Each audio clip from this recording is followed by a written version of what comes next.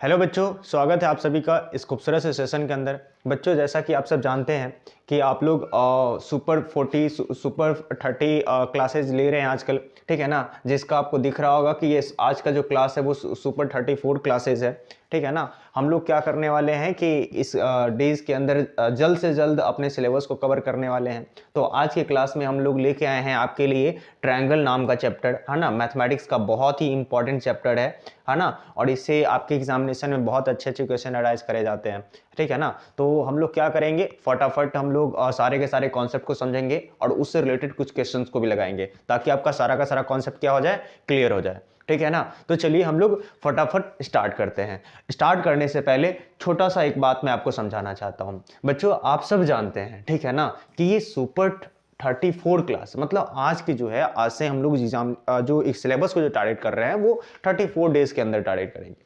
इससे पिछले वाले क्लास में आप लोग देखे होंगे 35 रहा होगा। इसका मतलब कि हम लोग 35 डेज के अंदर टारगेट कर रहे थे। तो जैसे जैसे हम लोगों का एग्जामिनेशन की जो डेट है वो घट रही है, तो वैसे वैसे हम लोग डेट भी क्या कर रहे हैं, घटा रहे हैं। अब देखिए हम लोगों का यहाँ का क्या थीम है, इस क्लास का क्या थीम है। देखिए यहाँ पर आपको ये छोटा सा पिक्चर दिख रहा होगा। ये पिक्चर बहुत कुछ बता रहा है, ठीक है ना। वो ये कह सकते हैं कि आंखें तो सेम है, आकृति भी तो सेम है, पिक्चर भी सेम है, लेकिन दिख कुछ और रहा है। कुछ लोगों को दिखाई देगा कि ये बच्चा है यहां पर और इधर से ये सब भेड़िया है, जंगली जानवर है, ठीक है ना। तो क्या है यहां पर समझिए।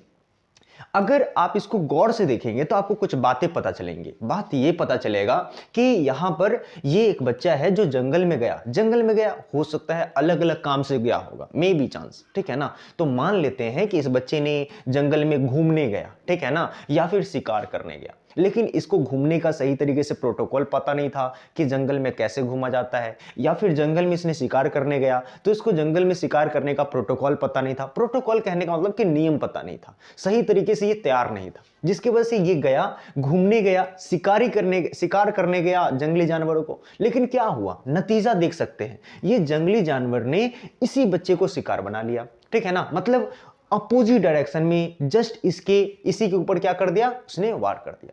इससे हम लोग को यह सीख मिलती है कि अगर हम किसी काम को सही तरीके से नहीं जानते हैं तो उसमें हम लोग को इन्वॉल्व नहीं होना चाहिए। सेम उसी तरीके से हम लोग बोर्ड एग्जामिनेशन के लिए भी चर्चा कर रहे हैं, है ना। ये जो हम लोगों का बोर्ड एग्जाम है इसके लिए भी हम लोग सेम वैसा ही थीम बना रहे हैं, सेम वैसा ही कॉन्सेप्ट है। सपोज मान लीजिए कि आप बोर्ड एग्जाम में जाएंगे और बोर्ड एग्जामिनेशन में किस तरीके से क्वेश्चन अटेम्प्ट करना है, कौन कौन सा क्वेश्चन अटेम्प्ट करना है, ये आपको पता नहीं है। आप क्या करेंगे, वहां पे कुछ गलत क्वेश्चन अटेम्प्ट करके आ जाएंगे, उससे क्या होगा, आपका मार्क्स कम जाएगा। तो हम लोग ये गलती ना करें, आपके एग्जामिनेशन में ये गलतियां ना हो, इसी की वजह से हम लोग ये बैच को चला रहे हैं। इस बैच से आपको बहुत सारे एडवांटेज मिल सकती है ना।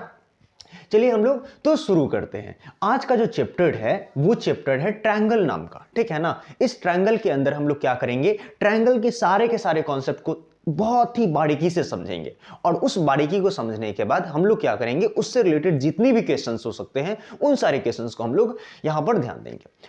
उससे पहले छोटा सा यहां पर एक और आकृति आपको दिख रहा होगा, ठीक है ना। बच्चों, एग्जामिनेशन का बहुत ही कम समय बचा हुआ है और इस एग्जामिनेशन के लिए आप लोग क्या कर रहे होंगे, समझिए, बहुत ही पढ़ाई कर रहे होंगे, बहुत ही मेहनत कर रहे होंगे। आप सबकी कमेंट्स भी बहुत ज्यादा आ रही होंगी, ठीक है ना। तो वैसे स्थिति में आप लोग बहुत पढ़ाई कर रहे होंगे। यहाँ ये देखिए, ये बच्चा ने क्या करा है, ये देखिए, रात का बहुत सारा सितारे निकले हुए हैं, बहुत सारे तारे निकले हुए हैं और उस तारों के नीचे क्या कर रहा है बच्चा, एकदम शांति से, एकदम ध्यान को शांत करके पढ़ाई कर रहा है, ठीक है ना। क्यों पढ़ाई कर रहा है, ठीक है। इसका मतलब यह है कि अगर ये आज इस तरीके से पढ़ेगा ना तो आने वाला समय में, अपने फ्यूचर में ये बच्चा इसी तारे की तरह चमकेगा, इसी तारे की तरह इसका फ्यूचर जो होगा बहुत ही ज्यादा ब्राइट होगा। तो ऐसे ही पढ़ना है, ठीक है ना। जितना मन लगाकर पढ़ सकते हैं, जितना ज्यादा अपना एफर्ट दे सकते हैं उतना ज्यादा देंगे, ठीक है ना। ये एक ऐसा एफर्ट है, ये एक ऐसा समय है एफर्ट देने का जो आपके डायरेक्ट आपके कैरियर में ब्राइटनेस लाएगा, ठीक है ना। तो उस ब्राइटनेस के लिए पढ़ना है। चलिए हम लोग स्टार्ट करते हैं। सबसे पहला जो है यहां पर दिख रहा होगा, मैंने बताया था, पहले ही चर्चा करा मैंने कि त्रिभुज के बारे में हम लोग आज चर्चा करेंगे। तो सबसे पहला कॉन्सेप्ट ये है कि त्रिभुज होता क्या है भाई साहब, ठीक है ना। तो चलिए हम लोग सबसे पहले समझ लेते हैं कि त्रिभुज की परिभाषा क्या होती है, मतलब त्रिभुज किसे कहते हैं त्रिभुज, है ना। तो ध्यान दीजिए, आप सब जानते होंगे, बहुत ही जूनियर क्लास से ये बातें पढ़ते हुए आप लोग आ रहे होंगे कि अगर कोई सा भी ऐसा आकृति जो तीन भुजाओं से घिरी हुई हो, ठीक है ना, जिसके पास 3 कोण हो उसे क्या कहेंगे हम लोग, त्रिभुज कहेंगे। जैसे यहां पर ये क्या हो गया, एक त्रिभुज हो गया। जैसे मैं एक छोटा सा यहां पे शेप लेता हूं, इस शेप से आपको बहुत कुछ क्लियर होगा। जैसे यहां पर देखिए मैं बता रहा हूं, यहां पर मैंने क्या कर लिया, एक छोटा सा शेप ले लिया। ये क्या है, ध्यान दीजिए, ये क्या है, एक त्रिभुज है। ये क्या है, एक त्रिभुज है। कैसे त्रिभुज है, इसके पास 3 गो साइड है। क्या है इसके पास, 3 गो साइड है। और उसके बाद क्या है, देखिए यहां पर इसके पास 3 गो कोण है, मतलब 3 कोण से और 3 भुजाओं से बना हुआ है। ठीक है ना, तो इस टाइप के जितने भी फिगर्स होंगे उसको हम लोग क्या कहते हैं, त्रिभुज कहते हैं। अब ये जो त्रिभुज है भाई साहब, वो अलग अलग तरीका के हो सकता है। ठीक है ना, हम लोग बेसिकली इसको स्टडी करते हैं। एक बार तो हम लोग इसको साइड के अकॉर्डिंग स्टडी कर देते हैं, मतलब एक बार हम लोग भुजा के अकॉर्डिंग पढ़ते हैं कि कितने तरीके के होते हैं। ठीक है ना, भुजा के अनुसार, है ना, भुजा के अनुसार हम लोग पढ़ते हैं कि त्रिभुज कितने तरीके के होते हैं। दूसरा हम लोग ये पढ़ते हैं कि ये जो त्रिभुज है वो कोण के अनुसार कितने तरीके के होते हैं, कोण के अनुसार। ठीक है ना, कोण के अनुसार कितनी तरीके के होते हैं उसको हम लोग पढ़ते हैं। 2 तरीके से हम लोग पढ़ सकते हैं। ठीक है ना, 2 तरीके से पढ़ सकते हैं। लेकिन फिलहाल हम लोग को यहां पे ज्यादा इन सारी बातों पे नहीं फंसना है, क्योंकि हम लोग को एग्जामिनेशन का टारगेट पता है कि एग्जामिनेशन में सिलेबस में क्या है। ठीक है ना, वहां से कौन कौन से टॉपिक से क्वेश्चन आ रहा है। ठीक है ना, तो हम लोग डायरेक्ट उस टॉपिक को टारगेट करेंगे। ठीक है ना, तो त्रिभुज की परिभाषा क्लियर हो गया होगा कि वैसे सारे के सारे आकृतियां जो 3 भुजाओं से घिरी हुई होती हैं उसे हम लोग क्या कहते हैं, त्रिभुज कहते हैं। ठीक है ना, क्लियर है। चलो ठीक है, अब हम लोगों को इसमें बहुत ही मेन टॉपिक है, वो है सर्वांगसम और समरूप, है ना। बहुत ही ज्यादा इंपॉर्टेंट, बहुत ही ज्यादा इंपॉर्टेंट। आपका एग्जामिनेशन हर साल इस टॉपिक को टच करता है, हर साल आपके एग्जामिनेशन जो है इस टॉपिक को टच कर रहा है। ठीक है ना, और अच्छा अच्छा क्वेश्चन यहां से अरेंज कर रहा है, अच्छा अच्छा क्वेश्चन डिजाइन कर रहा है। ठीक है ना, तो चलिए हम लोग समझते हैं कि सर्वांगसम क्या होता है और समरूप क्या होता है। चलिए ठीक है, हम लोग चर्चा करते हैं। देखिए, सर्वांगसम का मतलब ये होता है कि सपोज मान लीजिए कोई सा भी 2 आकृति है, कोई सा भी 2 अगर फिगर है, ठीक है ना, तो उसका शेप साइज अगर एक बराबर हो, क्या हो, उसका शेप साइज एक बराबर हो, तो उसे हम लोग क्या कहेंगे, सर्वांगसम कहेंगे। जैसे सपोज मान लीजिए मैं यहां पर छोटा सा फिगर बनाता हूं, छोटा सा यहां पे मैं फिगर बनाता हूं, समझिए, गौर से समझिए। यहां देखिए, सपोज मान लिया मैंने एक ये फिगर बना लिए और एक और मैंने यहां पर फिगर बना लिया। ठीक है ना, 2 फिगर मैंने यहां पर बना लिया। ठीक है ना, चलिए अब आगे की ओर समझते हैं। मान लेते हैं कि यहां पर इसकी साइड ए है, इसका साइड ए है, इसका साइड ए है। ठीक है ना, मतलब ये एक ऐसी त्रिभुज है जिसका तीनों भुजा क्या है, बराबर है। ठीक है ना, और फिर ये दूसरा साइड है जिसका फिर से साइड ए है, फिर से साइड ए है, फिर से साइड ए है, तीनों भुजा फिर से बराबर है। ठीक है ना, तीनों भुजा फिर से बराबर है, देखने में भी एक जैसा है। ठीक है ना, देखने में भी एक जैसा है, तो हम लोग ये कह सकते हैं कि ये दोनों त्रिभुज जो है ना वो आपस में सर्वांगसम है। क्या है, सर्वांगसम है। क्लियर है, चलो ठीक है, सर्वांगसम है, सर्वांगसम है। क्लियर है। अब समझिए आगे और बात समझिए। जैसे सपोज मान लीजिए कि मैं एक छोटा सा और एग्जांपल, जैसे मैंने एक छोटा सा एग्जांपल लिया, ये क्या है, वृत्त है। ठीक है ना, और एक और मैंने छोटा थोड़ा सा बड़ा वृत्त ले लिया। ठीक है ना, देखिए दिखने में तो एक जैसा है, लेकिन क्या इसका साइज एक बराबर है, क्या ये दोनों का साइज एक बराबर है। साइज अगर एक बराबर नहीं होगा तो वो सर्वांगसम नहीं होगा। सर्वांगसम होने के लिए शेप और साइज, है ना, याद रखना है, शेप और साइज इक्वल होना चाहिए, एक जैसा होना चाहिए। अगर शेप और साइज एक जैसा होगा तो उसे हम लोग क्या कहेंगे, सर्वांगसम कहेंगे। क्लियर है, बहुत ही साधारण सा बात है। जैसे एक और एग्जांपल मैं आपके सामने लूं, ये क्या है, एक स्क्वायर है। ठीक है ना, एक और मैं ले लेता हूं, ये क्या है, स्क्वायर है। अब देखिए, दिखने में तो सारे के सारे स्क्वायर एक जैसे होते हैं, लेकिन अगर इसका साइज एक जैसा होगा, ठीक है ना, क्योंकि शेप तो एक जैसा है ही, लेकिन अगर इसका साइज एक जैसा होगा, है ना, साइज अगर एक जैसा होगा तो ये क्या होगा, सर्वांगसम होगा। क्लियर है, समझ में आ गया। चलिए ठीक है, अब हम लोग आगे समझते हैं। मान लेते हैं कि साइज इक्वल ना हो। जैसे एक और एग्जांपल मैं आपके सामने ले लूं, जैसे ये एक ट्रायंगल है। ठीक है ना, एक मैं यहां से थोड़ा सा यूनिफॉर्म शेप लेता हूं। ठीक है ना, ठीक है, मान लेते हैं कि आपके पास एक ये ट्रायंगल है। ठीक है, एक ये ट्रायंगल है और एक और मैंने ट्रायंगल ले लिया। ठीक है, ये थोड़ा सा मैंने बड़ा ले लिया।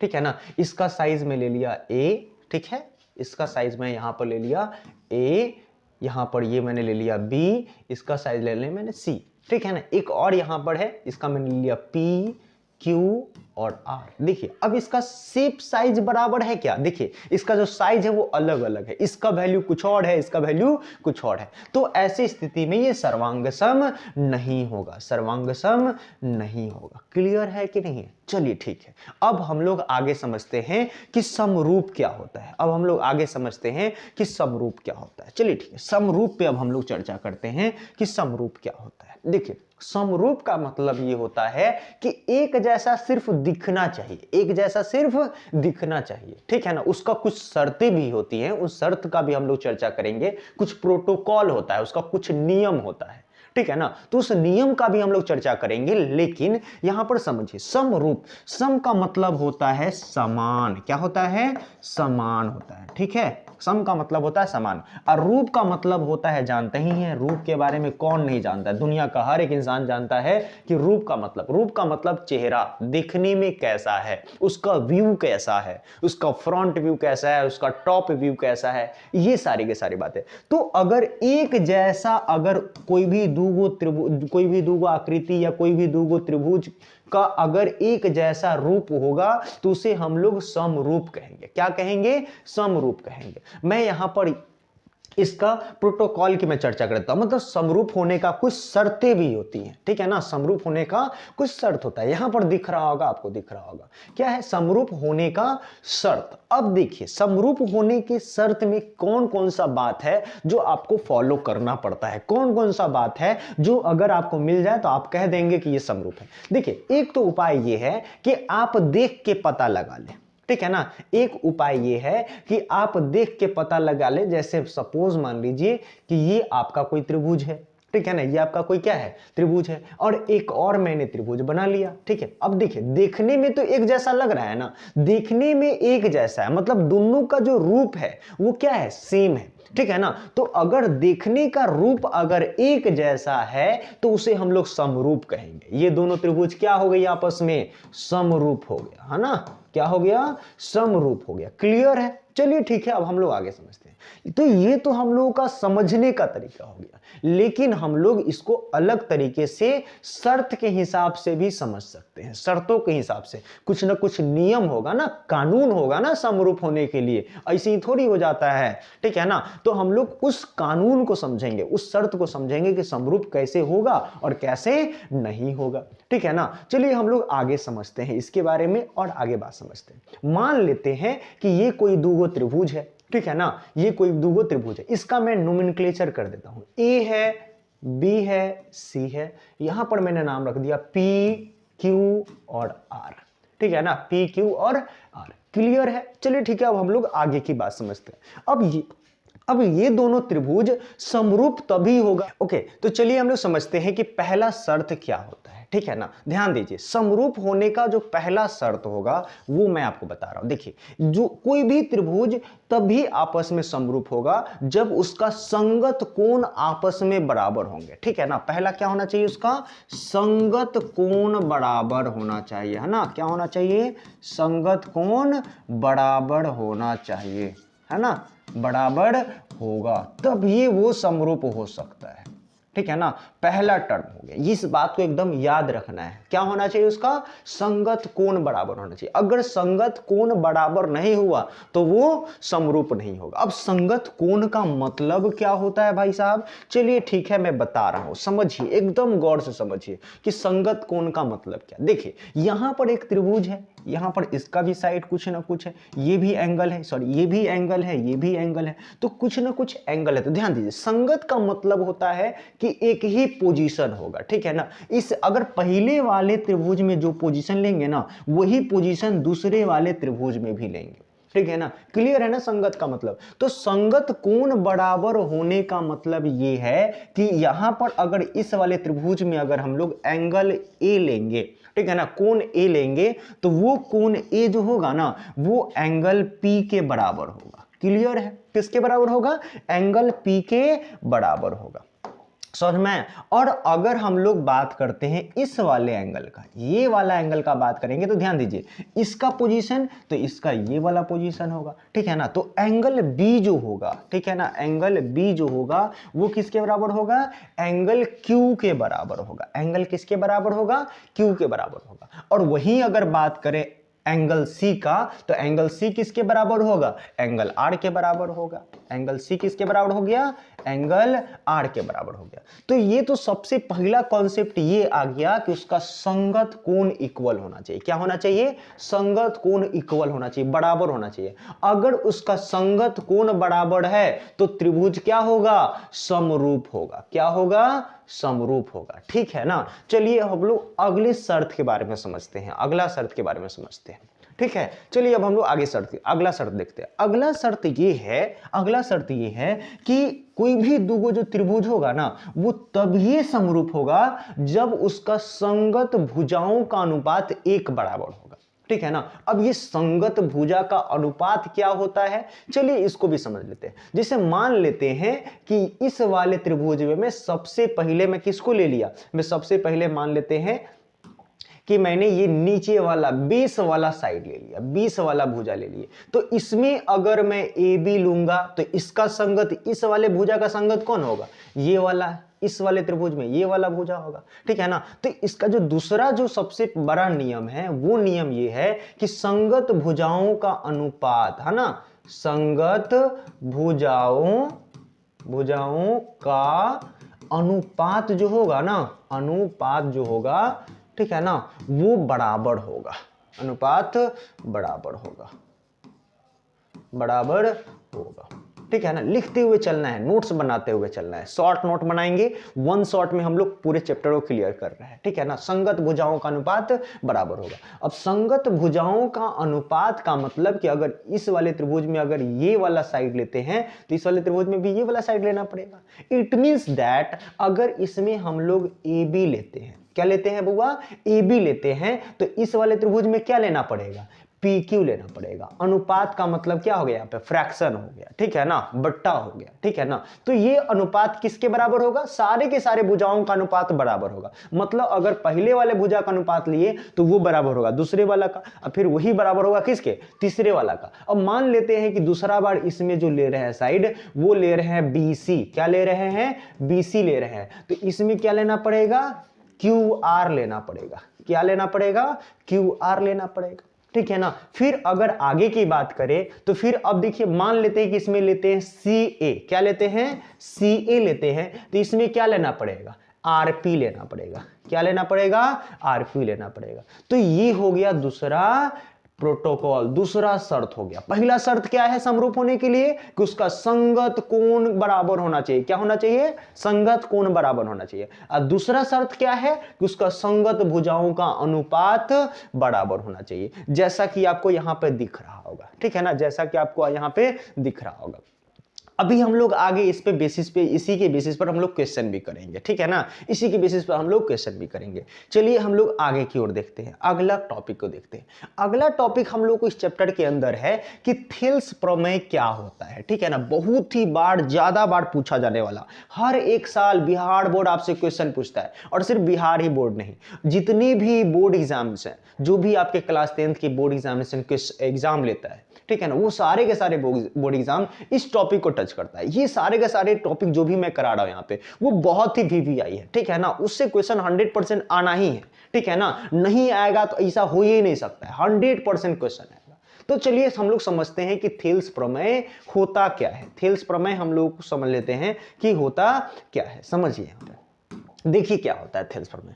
थेल्स प्रमेय के अंदर हम लोग ये समझते हैं कि सपोज मान लीजिए कि कोई एक क्या है, त्रिभुज है, ठीक है ना। सपोज मान लीजिए कोई एक क्या है, त्रिभुज है, ठीक है ना। और उस त्रिभुज में ये देखिए, ये जो दो साइड है, ठीक है ना, ये जो दो साइड है, उस साइड को मैं मार्क करता हूं, ध्यान दीजिए। एक ये साइड, एक ये वाला साइड। मान लेते हैं कि एक साइड पे और एक ये साइड, दोनों साइड पे किसी दो बिंदु, एक ये बिंदु हो गया, एक ये बिंदु हो गया। इस बिंदु पे अगर कोई हम क्या कर लिए, कोई लाइन खींच लिए, मतलब रेखा खींच लिए। अब वो रेखा क्या करें हम लोग, कि ऐसा रेखा खींचे कि ये नीचे वाले भुजा के क्या हो, समांतर हो। क्या हो, समांतर हो, ठीक है ना। तो अगर हम लोग किसी त्रिभुज के अंदर एक रेखा खींचे, एक रेखा खींचे जो किसी एक भुजा के समांतर हो तो वो बाकी दो गो भुजा को एक ही अनुपात में विभाजित कर देगा। क्या कर देगा? विभाजित कर देगा। हो सकता है कुछ समझ में नहीं आया होगा, अभी जैसे ही इसका स्टेटमेंट बताएंगे ना तो आपको समझ में आ जाएगा। चलिए ठीक है, हम लोग पहले इसका नोमेनक्लेचर करते हैं। जैसे मान लेते हैं कि ये वाला साइड B है, ये A हो गया, B हो गया, और ये क्या हो गया आपका C हो गया, ABC हो गया। अब इस ABC में मैंने एक क्या कर दिया, एक लाइन खींच लिया। क्या खींच लिया हम लोग? एक लाइन खींच लिए। मान लेते हैं कि वो लाइन जो है वो किस नाम का होगा?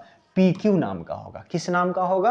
PQ नाम का होगा। तो थिल्स साहब ने ये बताया कि मान लेते हैं कि किसी एक त्रिभुज के अंदर किसी एक भुजा के समांतर, है ना, किसी एक भुजा के समांतर अगर कोई एक रेखा खींची जाए, अगर कोई एक रेखा खींची जाए तो वो बाकी के दोनों भुजाओं को, ये जो दोनों भुजा बचा हुआ था, ये दोनों भुजाओं को एक ही अनुपात में विभाजित करेगा। क्या करेगा? एक ही अनुपात। मतलब अकॉर्डिंग टू थिल्स थ्योरी उन्होंने ये बोला कि ये जो PQ है वो PQ is parallel to AB, है ना, PQ is parallel to AB। मतलब PQ जो लाइन हम लोगों ने खींचा है वो AB के क्या है? समांतर है। और अगर समांतर होगा, अगर समांतर होगा तो हम लोग इस त्रिभुज को, चलो हम लोग फ्रेशली थोड़ा सा बांट देते हैं। ध्यान दीजिए, ये आपका त्रिभुज था, यहां पर A है, ये वाला B है, ये C है। यहां पर एक मैंने लाइन खींचा जो ये आपका P है और ये Q है, ठीक है ना। तो अगर PQ और AB आपस में समांतर है तो वो जो बाकी के जो दो साइड है ना, वो उसका जो रेशियो होगा, अनुपात होगा, वो सेम होगा। जैसे यहां पर क्या दिख रहा है? यहां पर CP दिख रहा है। क्या दिख रहा है? यहां पर दिख सकते हैं आप, ठीक है ना। क्या दिख रहा है? CP दिख रहा है, CP। और अपॉन ये कौन सी दिख रहा है? PA दिख रहा है, PA दिख रहा है। ये किसके बराबर होगा? इधर से देख लीजिए, CQ दिख रहा है। क्या दिख रहा है? CQ दिख रहा है। और इधर से कौन सी दिख रहा है बताइए तो? QB दिख रहा है, ठीक है ना। तो थिल्स ने यही बात बताया कि अगर किसी त्रिभुज के अंदर किसी एक रेखा को खींचा जाए जो किसी एक भुजा के समांतर हो तो वो बाकी दोनों भुजाओं को एक ही अनुपात में क्या करेगा? विभाजित करेगा, ठीक है ना। चलिए अब हम लोग आगे के टर्म को समझते हैं। आगे के टर्म पे इन सारे टॉपिक के बेसिस पे हम लोग क्वेश्चन भी आगे देखेंगे। आगे का टॉपिक ये है कि थिल्स प्रमेय का विलोम क्या होता है, ठीक है ना।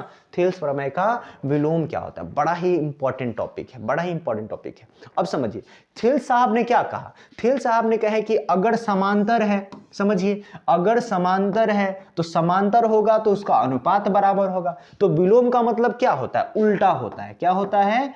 उल्टा होता है, ठीक है ना, उल्टा होता है। तो विलोम का मतलब उल्टा। मतलब थिल्स ने कहा कि अगर समांतर है तो अनुपात बराबर होगा, तो विलोम में क्या होगा कि अगर अनुपात है तो समांतर होगा, ठीक है ना। क्या होगा? अनुपात है अगर तो उसका अनुपात अगर बराबर है तो उसका जो भुजा होगा वो क्या होगा? समांतर होगा। तो यही बात है। अगर अब ये दोनों में से कोई एक वो अकर्ष करेगा तो दूसरा अपने आप हो जाता है। हम लोग इस पे क्वेश्चन देखेंगे, क्लियर है। चलिए अब हम लोग आगे की ओर समझते हैं, आगे का बात देखते हैं। आगे है बउआ पाइथागोरस प्रमेय, ठीक है ना। पाइथागोरस प्रमेय जो है ना, ये तो बच्चा एकदम 5-6 क्लास से ही पढ़ना चालू कर देता है, ठीक है ना। 7-8 में तो इसका बहुत ही ज्यादा यूज होने लगता है। समझिए, पाइथागोरस प्रमेय जो था ना वो समकोण त्रिभुज के लिए था। किसके लिए था? समकोण त्रिभुज के लिए था, ठीक है ना। समकोण त्रिभुज के लिए ये जो था, ये थ्योरी, ये प्रमेय बहुत ही ज्यादा इंपॉर्टेंट था, ठीक है ना। और ये थ्योरी समकोण त्रिभुज में ही लागू होता है। समकोण त्रिभुज में ही क्या हो जाता है? लागू होता है। देखिए, उसने पाइथागोरस साहब ने ये कहा था कि मान लेते हैं कोई एक समकोण त्रिभुज है। समकोण त्रिभुज का कहने का मतलब कि उसका कोई एक भुजा कितना डिग्री का होगा? 90 डिग्री का होगा। कितना डिग्री का होगा? 90 डिग्री का होगा। तो पाइथागोरस साहब ने ये बात बताएं कि अगर मान लेते हैं कोई त्रिभुज है, उसका क्या है कि एक कोण 90 डिग्री का है, मतलब वो समकोण त्रिभुज हो गया, ठीक है ना। तो उस समकोण त्रिभुज के अंदर एक जो होगा वो कौन सी होगा? जो सबसे बड़का वाला जो साइड होता है वो क्या होता है? कर्ण होता है, ठीक है ना। जो सबसे बड़ा वाला साइड होता है वो क्या होता है? कर्ण होता है। नीचे वाला को हम लोग क्या कहते हैं? आधार कहते हैं, ठीक है ना, आधार कहते हैं। और ऊपर वाला जो होता है उसको कौन सी कहते हैं? ऊंचाई भी कह देते हैं या फिर लंब कह देते हैं। क्या कहते देते हैं? लंब कह देते हैं। क्लियर है? चलिए ठीक है, हम लोग इसका नाम भी लिख देते हैं। जैसे ए हो गया, ये वाला बी हो गया और ये वाला सी हो गया। तो पाइथागोरस साहब ने ये बात बताए, ठीक है ना। पाइथागोरस साहब ने पाइथागोरस साहब ने ये बात बताया कि मान लेते हैं ये कोई क्या है, समकोण त्रिभुज है। तो उस समकोण त्रिभुज में अगर ये वाला कर्ण का स्क्वायर कर दे, किसका कर दे, कर्ण का स्क्वायर कर दे, तो ये जो कर्ण का स्क्वायर जो होगा ना, ये बाकी दोनों भुजाओं को भी स्क्वायर करके अगर जोड़ दे, मतलब ये आधार हो गया, ठीक है ना, तो आधार का स्क्वायर प्लस ये लंब का स्क्वायर, ठीक है ना, ये लंब का स्क्वायर, मतलब अगर हम लोग कर्ण का स्क्वायर कर दे तो वह बाकी दोनों भुजाओं के वर्गों के योग के बराबर होता है। किसके बराबर होता है, वर्गों के योग के बराबर होता है। लेकिन अगर ये जो एंगल है वो 90 डिग्री रहेगा, तब ये एंगल ए जो है वो 90 डिग्री रहेगा, तब ये होगा, नहीं तो नहीं होगा। ठीक, अब हम लोग क्या करें, अगर इसको दूसरे फॉर्म में लिखने ट्राई करें तो देखिए यहाँ पर क्या है, कर्ण है, कर्ण के जगह पर क्या है, यहाँ पर BC दिख रहा होगा, ये जो कर्ण है उसके जगह पे कौन है, BC है, तो हम लोग BC का स्क्वायर लिख सकते हैं। किसका स्क्वायर लिख सकते हैं, BC का स्क्वायर लिख सकते हैं। फिर यहाँ देखिए यहाँ पर क्या है, आधार है, तो आधार दिख सकता है आपको, आधार जो है वो क्या दिख रहा होगा, AB के बराबर दिख रहा है। किसके बराबर दिख रहा है, AB के बराबर दिख रहा है। तो हम लोग क्या लिख सकते हैं, यहाँ पे स्क्वायर है तो इसका भी स्क्वायर लगा देंगे, फिर यहाँ पर प्लस का साइन तो प्लस दे देंगे, फिर यहाँ पर कौन सी है, लंब है, लंब का स्क्वायर है, तो यहाँ पर हम लोग लंब देख रहा है, लंब कितना है बुआ, देखिए तो AC है, तो हम लोग यहाँ पर क्या लिख सकते हैं, AC का स्क्वायर लिख सकते हैं। तो ये हम लोग का क्या हो गया, एक थोड़ा सा शॉर्टकट फॉर्म हो गया। और भी अगर हम लोग चेंज करना चाहें तो देखिए हम लोग क्या जानते हैं, कर्ण जो होता है वो क्या होता है, हाइपोटेनियस होता है, जिसको हम लोग H बोलते हैं, ठीक है ना। आधार जो होता है वो क्या होता है, बेस होता है, जिसको हम लोग B बोलते हैं, ठीक है ना। और देखिए वहां पर लंब है, लंब को हम लोग क्या कहते हैं, लंब को हम लोग परपेंडिकुलर मतलब P से रिप्रेजेंट करते हैं। तो अगर हम लोग इसको शॉर्ट फॉर्म बनाना चाहे तो क्या लिख सकते हैं, ध्यान दीजिए, कर्ण है, कर्ण का स्क्वायर, कर्ण किसके बराबर है, H के बराबर है, तो हम लोग H का स्क्वायर लिख सकते हैं। फिर इक्वालिटी में चलिए आगे देखिए, आगे कौन सी है, आधार है, आधार यहाँ पर क्या है, B है, B का हम लोग क्या लिख सकते हैं, स्क्वायर लिख सकते हैं। और फिर प्लस, फिर आगे क्या है, लंब है, तो लंब यहाँ पर कौन है, P है, तो P का क्या लिख सकते हैं, स्क्वायर लिख सकते हैं। मतलब H square equals to B square plus P square, यही क्या है, पाइथागोरस प्रमेय। समझ में आया कि नहीं आया। अब आगे हम लोगों को बात करना है पाइथागोरस प्रमेय का विलोम के बारे में। तो ध्यान दीजिए, अभी हमने क्या बताया पाइथागोरस प्रमेय में, पाइथागोरस प्रमेय में मैंने ये बताया कि कोई एक त्रिभुज है, उसका एक कोण 90 डिग्री है तो वो क्या हो जाएगा, समकोण त्रिभुज। तो अगर एक कोण 90 डिग्री है तो ये वाला वैल्यू लागू होगा, मतलब कर्ण का स्क्वायर जो है ना वो बराबर होगा आधार का स्क्वायर प्लस लंब के स्क्वायर के बराबर होगा। तो क्या हुआ यहाँ पर क्या था कि पहले से एंगल ए जो था वो 90 डिग्री था, अगर 90 डिग्री ये होगा, एक नंबर में ये होगा, तो ये वाला अकर्ष कर जाएगा, 2 नंबर में ये आपको सिद्ध वहां पे हो जाएगा। तो सेम विलोम में क्या होता है कि ये वाला अगर H स्क्वायर बराबर ये P square plus B square अगर ये होगा, है ना, ये अगर होगा तो वो जो एक एंगल जो होगा ना, वो जो एंगल हम लोगों ने यहाँ पर ए लिया था वो किसके बराबर हो जाएगा, 90 डिग्री के बराबर हो जाएगा, जस्ट उसका अपोजिट, ठीक है ना। चलिए ठीक है, हम लोग इसके बेसिस पर हम लोग क्वेश्चन भी लगाएंगे आगे, है ना। चलिए हम लोग अगला टॉपिक देखते हैं, ठीक है ना। आगे का जो टॉपिक है ना वो बिहार बोर्ड एग्जामिनेशन के लिए बहुत ही VVI है, ठीक है ना। इस बार बहुत चांस है कि ये 5 नंबर में भी पूछ देगा, ठीक है ना। और ऑब्जेक्टिव तो हर साल 2-3 नंबर का पूछ ही देता है, 3-4 नंबर तक पूछ देता है। चलिए ठीक है, क्या है देखा दीजिए, बोलता है कि दो समरूप त्रिभुजों के क्षेत्रफलों का अनुपात इनकी संगत भुजाओं के अनुपात के वर्ग के बराबर होता है, ठीक है ना। मतलब कोई भी दो त्रिभुज है ना, यहां पर मैंने बना लिया, एक ये त्रिभुज बना लिए, ठीक है ना, एक ये त्रिभुज बना लिए, ठीक है, और एक और दूसरा त्रिभुज बना लेते हैं, ठीक है ना, एक और त्रिभुज बना लेते हैं। तो कहा इसने कि अगर दोनों दो त्रिभुज है, दोनों त्रिभुज कौन सी होना चाहिए, समरूप होना चाहिए, ठीक है ना। चलिए ठीक है, ये त्रिभुज मैंने ले लिया, दो समरूप त्रिभुज है, इसका नाम मैंने लिख दिया A, इसका नाम लिख दिया मैंने B, इसका नाम लिख दिया मैंने C, इसका नाम भी कुछ ले लेते हैं P, Q और R, ठीक है ना, P, Q और R। और दोनों त्रिभुज क्या है, समरूप है। क्या है, दोनों त्रिभुज समरूप है। समरूप होने का मैंने शर्त बताया है, ठीक है ना, कि जैसे ही समरूप होगा तो दो कंडीशन हो सकता है, दो कंडीशन हो सकता है। पहला कंडीशन ये है कि उसका संगत कोण बराबर होगा, और दूसरा कंडीशन ये है कि उसका संगत भुजा का अनुपात क्या होगा, बराबर होगा। चलिए हम लोग इस बात को यहां पे समझते हैं। संगत कोण अगर बराबर होगा तो ये जो एंगल ए है वो किसके बराबर होगा, एंगल P के बराबर होगा, ठीक है ना, एंगल P के बराबर होगा। फिर अगर और बात करें तो देखिए क्या हो सकता है, दूसरा वर्ड क्या हो सकता है, ये जो एंगल B है ये किसके बराबर हो सकता है, एंगल Q के बराबर हो सकता है। मतलब एंगल B जो होगा वो किसके बराबर होगा, एंगल Q के बराबर होगा। फिर अगर हमें एंगल C की बात करें तो ये जो कोण C है वो किसके बराबर होगा, कोण R के बराबर होगा। क्लियर है, चलिए ठीक है।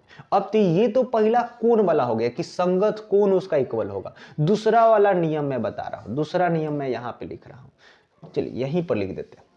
हाँ जी, दूसरा वाला मैं बता रहा हूं। दूसरा ये है कि इसका संगत भुजाओं का अनुपात क्या होना चाहिए, बराबर होना चाहिए। तो चलिए हम लोग इसका संगत भुजा का अनुपात बराबर कर लेते हैं। जैसे यहां पर क्या है, इसमें AB है, ठीक है ना, तो अगर हम इसमें क्या लेंगे, AB लेंगे, तो इसमें क्या लेना पड़ेगा, PQ लेना पड़ेगा। क्या लेना पड़ेगा, PQ लेना पड़ेगा। चलिए ठीक है, अब आगे समझते हैं। इसमें अगर हम क्या लेते हैं, इसमें अगर हम लोग BC लेते हैं, है ना, इसमें अगर हम लोग BC लेते हैं तो इसमें क्या लेना पड़ेगा, QR लेना पड़ेगा। क्या लेना पड़ेगा, QR लेना पड़ेगा, ठीक है ना। चलिए ठीक है, अब हम लोग आगे समझते हैं। आगे अगर हम लोग इसमें क्या लेते हैं, AC लेते हैं। क्या लेते हैं, AC लेते हैं, ठीक है ना। तो ये AC जो है वो किस में आ जाएगा, ये PR में आ जाएगा। किस में आ जाएगा, PR में। तो एक तो इसका संगत कोण बराबर हो गए और एक बार इसका संगत भुजा भी बराबर हो गया। संगत भुजा भी क्या हो गया, बराबर हो गया। क्लियर है, चलिए ठीक है। अब हम लोग आगे की ओर समझते हैं आगे क्या होता है। तो ध्यान दीजिए, तो सबसे पहले इसने ये बताया कि समरूप त्रिभुज है, दो समरूप त्रिभुज। तो समरूप जैसे ही बोला तो एक ये वाला बात, एक ये बात, मतलब ये पहला बात और ये दूसरा बात, ये तो पहले हो गया, ठीक है ना, क्योंकि समरूप होने का शर्त यही होता है। तो उसने ये बताया कि इसका जो एरिया जो होगा ना, इसका क्षेत्रफलों का अनुपात, ठीक है ना, इनकी संगत भुजाओं के वर्ग के बराबर होगा। तो मान लेते हैं इसका अगर क्षेत्रफल बात करें, इसका क्षेत्रफल की बात करें या फिर इसका क्षेत्रफल का बात करें, तो ध्यान दीजिए हम लोग यूज करते हैं यहाँ पे, समझिए। मान लेते हैं यहाँ पर एरिया ऑफ ट्रायंगल ABC है, ठीक है ना, ABC है, ठीक है ना। क्षेत्रफलों का अनुपात बोला है, तो पहला वाला ट्रायंगल का क्षेत्रफल और फिर दूसरा वाला ट्रायंगल का क्षेत्रफल, दोनों का अनुपात होना चाहिए। तो यहाँ पे मैंने लिख दिया एरिया ऑफ ट्रायंगल PQR, ठीक है ना, दोनों का अनुपात हो गया। तो ये जो बराबर होगा किसके बराबर होगा, ये अपने संगत भुजाओं के वर्गों के अनुपात के बराबर होगा। मतलब ये जो संगत भुजा जो हम अनुपात निकाले हैं वो तो होगा ही बराबर, लेकिन इसका जो एरिया जो होगा वो इसके स्क्वायर के बराबर होगा। इसका कहने का मतलब ये कि ये जो AB है ना, ये जो AB है, ये AB स्क्वायर अपॉन क्या हो जाएगा, ये PQ स्क्वायर हो जाएगा। फिर अगर हम लोग बराबर आगे बढ़े तो फिर अगला जो टर्म होगा वो किसके बराबर होगा, समझिए, ध्यान दीजिए। ये जो अगला जो होगा वो किसके बराबर होगा, ध्यान दीजिए। यहां पर BC है तो यहां पर क्या हो जाएगा, BC स्क्वायर हो जाएगा, अपॉन में क्या हो जाएगा, ये QR स्क्वायर हो जाएगा। फिर अब आगे की बात करते हैं। आगे अगर बात करें फिर AC का, तो ये जो AC है ये AC स्क्वायर अपॉन क्या हो जाएगा, PR स्क्वायर के बराबर हो जाएगा, ठीक है ना। तो ये है थ्योरम, है ना, ये है प्रमेय कि दो गो समरूप त्रिभुज है, समरूप त्रिभुज होने का ये शर्त है। तो अगर दो गो कोई भी समरूप त्रिभुज है तो उसका जो एरिया होगा, ठीक है ना, उसका जो क्षेत्रफलों का अनुपात होगा वो अनुपात उसका जो भी भुजा होगा उस भुजाओं का जो संगत भुजा का जो अनुपात होगा ना उसके वर्गों के बराबर होगा। क्लियर है, चलिए अब हम लोग क्या करते हैं, इसके रिलेटेड कुछ क्वेश्चन हम लोग यहाँ पे बनाते हैं। ध्यान दीजिए, यहाँ पर बहुत ही इंपॉर्टेंट क्वेश्चन है, ध्यान दीजिए। क्वेश्चन ये कहता है कि त्रिभुज ABC में P और Q, है ना, P और Q बिंदु भुजा AB और AC पर क्रमशः इस प्रकार है कि PQ जो है ना वो BC के पैरेलल है, ठीक है ना। PQ जो है वो क्या है, BC के पैरेलल है। सबसे पहले हम लोग एक फोटो बना लेते हैं, ध्यान दीजिए। यहाँ पर हम लोग क्या कर लिए, फोटो बना लिए, ठीक है ना। इसमें फिर क्या बोला गया कि इसका नाम ABC है, ठीक है ना। और P और Q जो है ना, P और Q AB और AC पर है, AB और किस पर है, AC पर है, ठीक है ना। मान लेते हैं कि ये वाला जो कोण है वो A है, ये वाला B है और ये वाला C है, ठीक है ना। चलिए ठीक है, तो देखते हैं अब हम लोग आगे समझते हैं आगे क्या है। तो P कहां पे है, P और Q AB पे और AC पे। AB कहां है भाई साहब, AB यहां पे, AB और AC पे है। चलो ठीक है, हम लोग समझते हैं।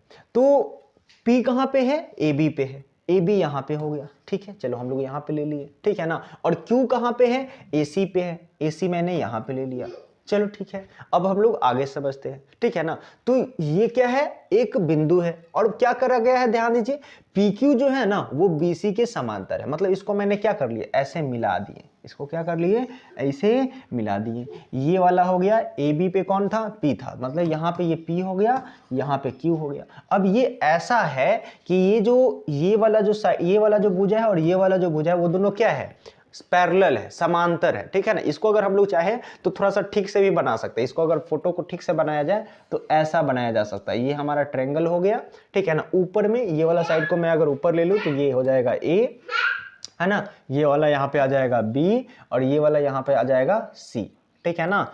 और फिर ध्यान दीजिए ये वाला आ जाएगा यहाँ पे P और ये वाला यहाँ पे आ जाएगा Q।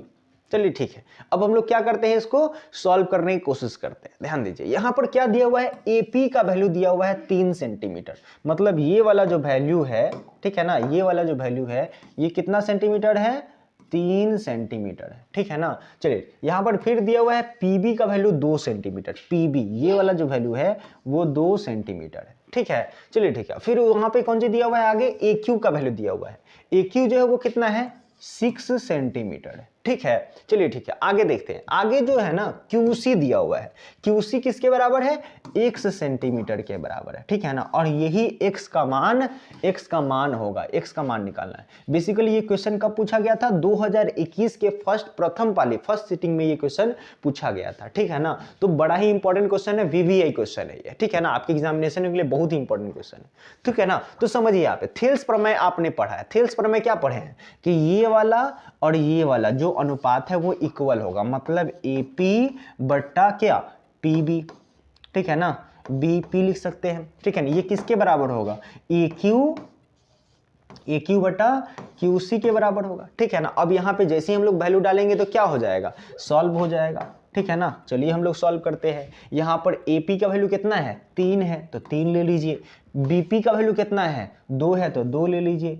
ये बराबर AQ का वैल्यू कितना है, 6 है तो 6 ले लीजिए, ठीक है ना। QC का वैल्यू कितना है, x है तो x लिख दीजिए। अब यहाँ पर क्या करेंगे हम लोग, क्रॉस मल्टीप्लाई जैसे ही करेंगे तो क्या हो जाएगा, हम लोग का x का मान निकल जाएगा। देखिए कैसे निकालते हैं। यहाँ पे हम लोग क्या लिख सकते हैं, यहाँ पे हम लोग ऐसा लिख सकते हैं 3 इंटू x, ये इक्वल्स टू कितना हो सकता है, 2 इंटू 6 के बराबर होगा, ठीक है ना। अब यहाँ से अगर आप x से निकालना चाहेंगे तो x बराबर कितना हो जाएगा, 2 इंटू 6/3।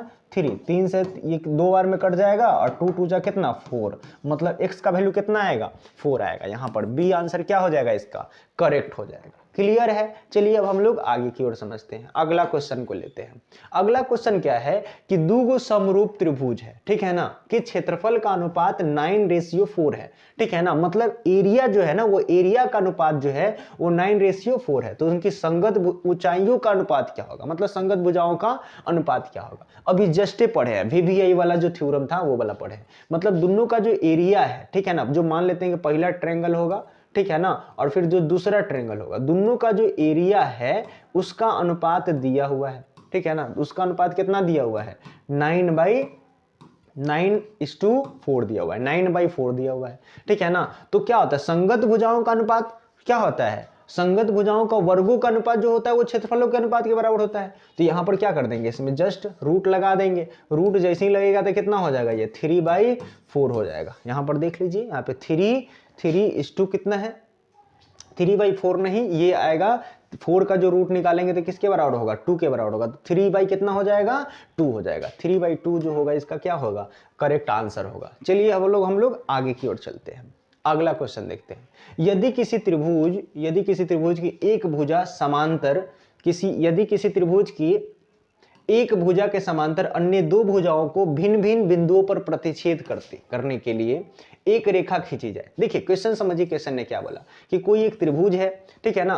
त्रिभुज में क्या किया गया है कि एक भुजा के समांतर, है ना, एक भुजा के समांतर अन्य दो बिंदुओं की भिन्न भिन्न बिंदुओं पर प्रतिच्छेद करने वाले एक रेखा खींचा गया, ठीक है ना। जैसे ये कोई एक ये भुजा है, कोई एक ये भुजा है, इसके अलग अलग बिंदु पे मैंने एक क्या किया, एक क्या खींच दिए, मैंने एक रेखा खींच दी है, ठीक है ना, जो क्या है एक भुजा के समांतर भी है। ये वाला और ये वाला क्या हो गया, समांतर हो गया, ठीक है ना। तो ये अन्य भुजाओं को एक ही अनुपात में विभाजित करता है। मतलब ये जो है, ये वाला जो साइड है, ये एक ही अनुपात में विभाजित करता है। तो ये कौन सा प्रमेय है, ठीक है ना। अभी जस्ट देखे थे थोड़ा देर पहले कि अगर कोई एक त्रिभुज है, त्रिभुज में मतलब किसी एक भुजा के समांतर अगर कोई दूसरा रेखा खींचा जाता है तो वो बाकी भुजाओं को कौन सी करता है, एक ही अनुपात में विभाजित कर देता है। ये बेसिकली थेल्स प्रमेय था। तो थेल्स प्रमेय इसका क्या हो जाएगा, करेक्ट आंसर हो जाएगा। चलिए अब हम लोग आगे की ओर चलते हैं।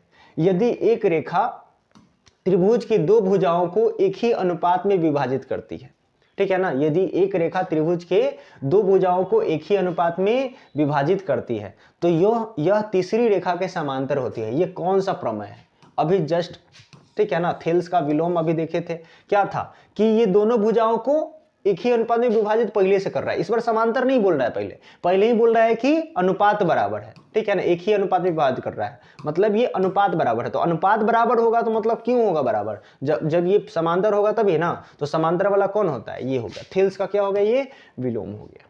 चलिए अब हम लोग आगे की ओर देखते हैं। अगला क्वेश्चन है, एक समकोण त्रिभुज है ना, एक समकोण त्रिभुज में कर्ण का वर्ग अन्य दो भुजाओं के वर्गों के योगफल के बराबर होता है, ठीक है ना। समकोण त्रिभुज में कर्ण का जो वर्ग होता है वो अन्य दो भुजाओं के वर्गों के बराबर होता है। मतलब एच स्क्वायर जो होता है वो होता है P square plus B square. ये कौन सा प्रमेय है, ध्यान दीजिए, ये कौन सा प्रमेय होगा, पाइथागोरस प्रमेय होगा, ठीक है ना। चलिए अब हम लोग आगे समझते हैं। अगला क्वेश्चन देखते हैं। अगला क्वेश्चन क्या है, यदि दो समरूप त्रिभुजों के क्षेत्रफलों का अनुपात 25:64 है, मतलब 25:64 है, ठीक है ना, तो उनके संगत भुजाओं का अनुपात होगा, ठीक है ना, उनके संगत भुजाओं का अनुपात होगा। अभी थोड़ा देर पहले इससे रिलेटेड एक और क्वेश्चन आया था, ठीक है ना, कि एरिया अगर दिया हो, है ना, एरिया का अनुपात दिया हुआ है तो उसका जो संगत भुजाओं का जो अनुपात होगा क्या होगा, उसका रूट के बराबर होगा। मतलब 25/64, ठीक है ना। इसका अगर हम लोग रूट निकालेंगे तो कितना हो जाएगा, 25 का रूट निकल जाएगा 5 और 64 का रूट निकल जाएगा 8, मतलब 5/8, ठीक है ना, मतलब 5:8। ये क्या हो जाएगा, इसका करेक्ट आंसर हो जाएगा, ठीक है ना। चलिए ठीक है, अब हम लोग इतना पे रहने देते हैं, ठीक है ना। ये था क्या, हम लोगों का ट्रायंगल चैप्टर का कुछ इंपॉर्टेंट कॉन्सेप्ट जो हम लोग वन शॉट में देखें और उससे रिलेटेड कुछ इंपॉर्टेंट क्वेश्चंस, है ना। तो हम लोग आज की क्लास में इतना ही रहने देते हैं, मिलते हैं अगले क्लास में। जब तक के लिए अच्छे से पढ़ाई करते रहिए, एकदम बढ़िया से तोड़ के रख देना है, हंसते रहिए, खेलते रहिए, मुस्कुराते रहिए, अपने आसपास सफाई रखिए। जय हिंद।